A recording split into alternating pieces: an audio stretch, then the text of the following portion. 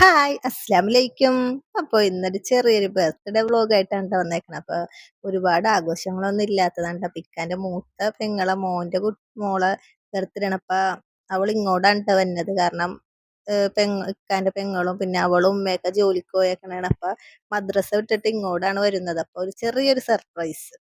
അപ്പോൾ കുട്ടികൾക്ക് അതൊക്കെ ഒരു വലിയ ഇഷ്ടമാണല്ലോ, ഇതേപോലെ ചെറിയ രീതിയിൽ. അപ്പോൾ ഞാൻ തന്നെ എഴുതി അങ്ങനെ ഉണ്ടാക്കിയതാണ്. അപ്പോൾ അതേ അളിയൻ ബലൂണും മിഠായിയൊക്കെ വാങ്ങിച്ചു തന്നിട്ടുണ്ടായി. അപ്പൊ ഞാൻ ചെറിയൊരു കേക്ക് ഓർഡർ ചെയ്തിട്ടാ. വലിയ ക്രീം കേക്ക് ഒന്നും അല്ല കേട്ടാ, കുട്ടികൾക്ക് അത് സന്തോഷമുള്ള കേക്ക് കട്ട് ചെയ്യുമ്പോ.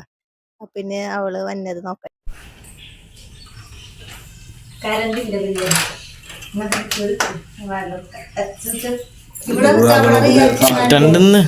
കിട്ടണ്ടെന്നല്ല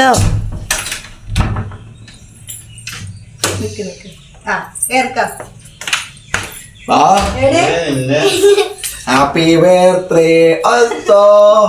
Happy birthday to you. Happy birthday to you. Happy birthday to you.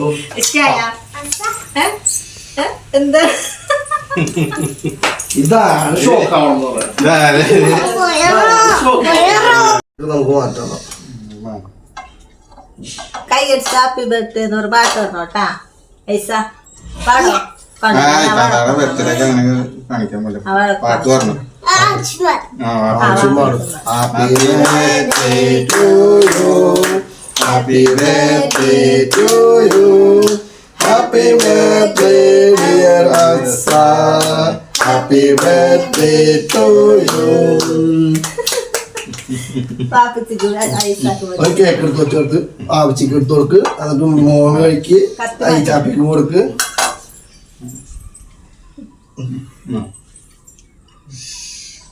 പാപ്പിച്ചിനെ നോക്കാനുള്ള മക്കളാണ്.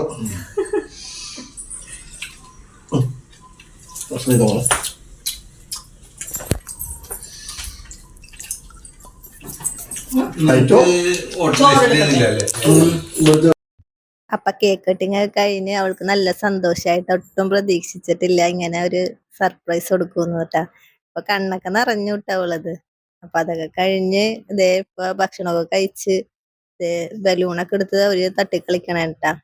അപ്പൊ താഴത്ത് നമ്മളെ ഫ്ലാറ്റിന്റെ താഴത്ത് താമസിക്കണ ഇവാനും ഉണ്ട് കേട്ടോ. അവൻ ഇടക്ക് വരും ഇവിടെ. അപ്പൊ കുട്ടികളുള്ളപ്പോ അവൻ വരാറുണ്ട് കേട്ടോ കളിക്കാൻ. അപ്പൊ 3 പേരും കൂടി ഇങ്ങനെ കളിക്കണാണ്. അപ്പൊ അത് കഴിഞ്ഞിട്ട് ഞങ്ങളൊരു ചെറിയൊരു റീൽ ചെയ്തിട്ടുണ്ട് കേട്ടോ, ഒരു ഷോർട്ട് വീഡിയോ. അപ്പൊ ഞാനത് അപ്ലോഡ് ചെയ്തിട്ടുണ്ട്. കാണാത്തൊരു ഒന്ന് പോയി കണ്ട് ലൈക്ക് ചെയ്യണം കേട്ടാ.